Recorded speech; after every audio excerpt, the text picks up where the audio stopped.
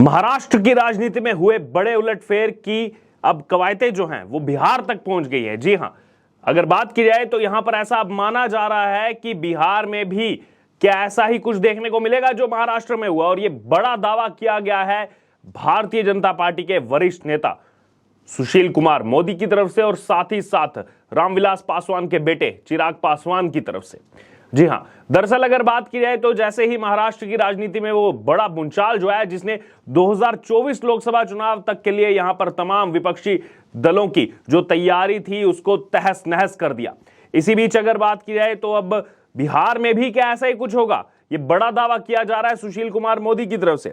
जी हां, अगर बात की जाए तो यहां पर सबसे पहले सुशील कुमार मोदी एक पोस्टर शेयर करते हैं और कहते हैं कि विपक्षी एकता का अपना अपना खेल, जदयू के वजूद पर संकट, और कह रहे हैं कि शरद पवार की पार्टी एनसीपी में विद्रोही विपक्षी एकता की पटना बैठक का यह परिणाम है। और सीधे तौर पर आम लोगों का, राजनीतिक विश्लेषकों का भी यही कहना है कि पटना में जो बैठक हुई उसी का यह नतीजा है। राहुल गांधी को जिस तरीके से प्रोजेक्ट करने का प्रयास किया गया, लालू यादव की तरफ से इशारों में कहा गया कि आप घोड़ी चढ़िए, हम सब जो है पीछे पीछे जो है बाराती बनकर चलेंगे, उसके कई सारे जो सियासी मायने निकले, उसने इस राजनीतिक भूचाल को ला दिया। तो जहां पर एक तरफ विपक्ष एकजुट होने की तैयारी कर रहा था, यहां पर पहली बैठक के बाद ही पत्तों की तरह जो है यहां पर गिरता हुआ नजर आ रहा है। उसी का नतीजा है कि बैठक भी स्थगित हुई है। वहीं आगे वो लिख रहे हैं कि राहुल गांधी को इसमें जो है प्रोजेक्ट करने की जमीन तैयार की जा रही थी। बिहार में भी महाराष्ट्र जैसी स्थिति बन सकती है। नीतीश कुमार ने स्थिति को बांप कर विधायकों से अलग अलग मिलना शुरू कर दिया। जदयू के विधायक सांसद ना राहुल गांधी को स्वीकार करेंगे और ना ही तेजस्वी यादव को। तो ये बड़ा खुलासा किया गया है कि वो ना तो तेजस्वी यादव के लिए तैयार हैं, ना ही राहुल गांधी के लिए। और तमाम जो यहां पर जेडीयू के विधायक हैं, पहले से ही देखा जा रहा है जब से ये महागठबंधन की वहां सरकार बनी है, आपस में जो कॉन्ट्राडिक्शन थी एक दूसरे के खिलाफ, चाहे जेडीयू के विधायक हो चाहे आरजेडी के विधायक हो, एक दूसरे के खिलाफ लगातार जो है यहां पर बयानबाजी करते रहे हैं।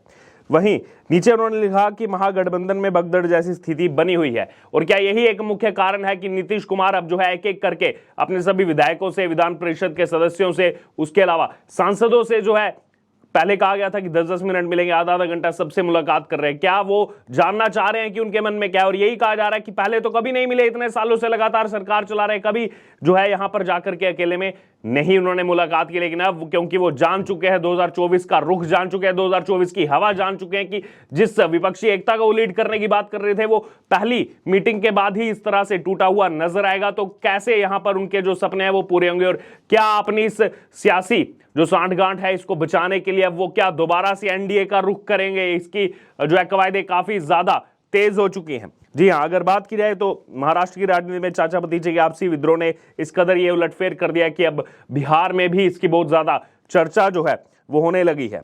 बिहार में दरअसल अगर बात की जाए तो नीतीश कुमार वैसे हमेशा अपने फायदे के लिए जाने जाते हैं, कभी एनडीए में आ जाते हैं, कभी जो है आरजेडी के साथ चले जाते हैं कि उनको मुख्यमंत्री बने रहना है। लेकिन उनकी जो बात की जाए ड्रीम्स की, उनके सपनों की, प्रधानमंत्री भी बनना है।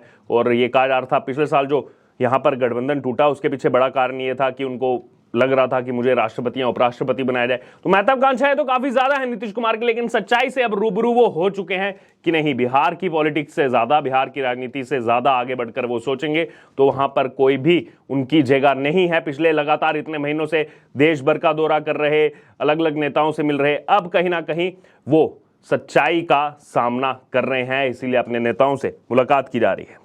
और ऐसा दावा किया जा रहा है कि बिहार की नीतीश कुमार सरकार में भी जल्द बड़ा उलटफेर देखने को मिल सकता है। बिहार में दरअसल अगर बात की जाए तो यहां पर अलग अलग दावे किए जा रहे हैं। कुछ लोग कह रहे हैं कि नीतीश कुमार जल्द ही चुनाव से पहले फिर से बीजेपी की गोद में जाकर के बैठ जाएंगे, और वहीं कुछ कह रहे हैं कि ऐसा जो है, ऐसे में बिहार की राजनीति में उठने वाला भूचाल कहां जाकर शांत होगा ये कह पाना मुश्किल है, क्योंकि कुछ लोग कह रहे हैं कि जेडीयू के दो फाड़ हो सकते हैं। यहां पर देखिए बड़ी बात की जा रही है कि जेडीयू में ही दो फाड़ हो जाएंगे, और जो शिवसेना के साथ हुआ, जो अब एनसीपी के साथ हो रहा है, वही अब जेडीयू के साथ भी होगा।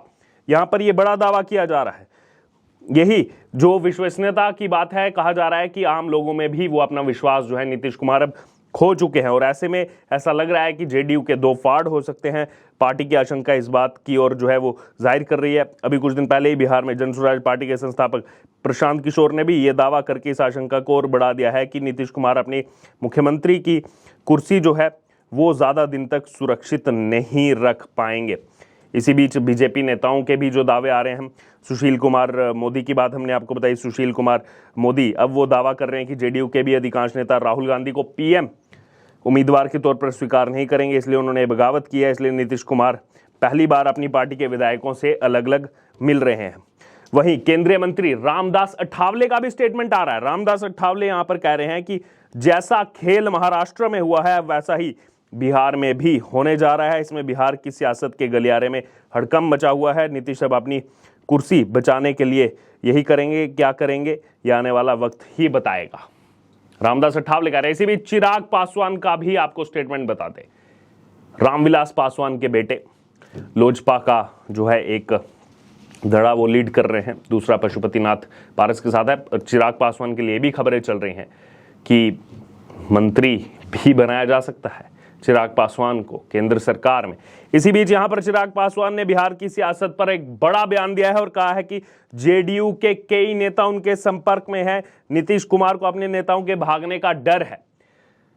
तो ये देखिए, ये तमाम स्टेटमेंट आना शुरू हो गए हैं, यानी कि जेडीयू को अब अपनी खुद की घर की लड़ाई बचाना भी मुश्किल हो गया है। जो कह रहे थे कभी कि यहां पर सबसे आगे फ्रंट में लीड करेंगे 2024 इलेक्शन को, लेकिन खुद की साख बचा पाए जेडीयू, वो भी बिहार के अंदर, ये भी इस समय बड़ा सवाल उठ रहा है बिहार की जनता के सामने, देश की जनता के सामने, कि क्या खुद के यहां पर विधायकों को संभाल पाएंगे। क्योंकि लगातार एक दूसरी पार्टियों के खिलाफ महागठबंधन में ही जो है नेताओं की स्टेटमेंट सामने आई है और एक दूसरे पर जो है कट्टर यहां पर विपक्षी तौर पर देखा जा रहा है, लेकिन सरकार में एक साथ है। तो इसलिए ये लगातार कहा जा रहा है कि बहुत सारे सांसद वो नाराज हैं नीतीश कुमार से, बहुत सारे विधायक वो नाराज हैं नीतीश कुमार से, जो एक तरफा वो बिना किसी को अपने जो है कॉन्फिडेंस में लिए फैसले लेते हैं, खुद ही डिसीजन लेते हैं और कहीं ना कहीं लालू यादव के साथ जाने पर भी वो ऐतराज सामने आया था पिछले साल। बहरहाल अब यहां पर जो ये स्टेटमेंट सामने आ रही है, चाहे रामदास अठावले की हो, चाहे सुशील कुमार मोदी की हो, या फिर अब ये चिराग पासवान ने जो बड़ा दावा किया है कि उनके संपर्क में कई विधायक हैं जेडीयू के, तो इसकी आशंका कई ज्यादा बढ़ गई है कि क्या बिहार में भी ऐसा खेला होगा। क्योंकि एक साल के अंदर जो है, यानी कि एक साल के समय में देखा जाए तो ऐसा 2 बार हो चुका है महाराष्ट्र की राजनीति में। जब लग कुछ और रहा था, जब आप इतना ज्यादा जो है आसमान में उड़ रहे थे, चाहे बात हो उद्धव ठाकरे की, कब उनके नीचे से जो उनका बेस था वो बेस ही हट गया, उनको पता नहीं लगा, कब शरद पवार का बेस हट गया उनको पता नहीं लगा, लेकिन काम यहां पर पीछे होता रहा। और जब देखा कि 1-2 नहीं, जब भी विधायक गए, अगर बात की एकनाथ शिंदे की 55 में से 40 विधायक ले गए और इतने ही लगभग विधायक जो हैं वो एनसीपी के हैं, उसमें से भी 42 विधायकों के साथ जो है यहां पर एनडीए में शामिल होना, ये कहीं ना कहीं दिखा रहा है कि जो बेस है उसको मजबूत करना कितना ज्यादा आवश्यक है। और यही एक कारण रहा।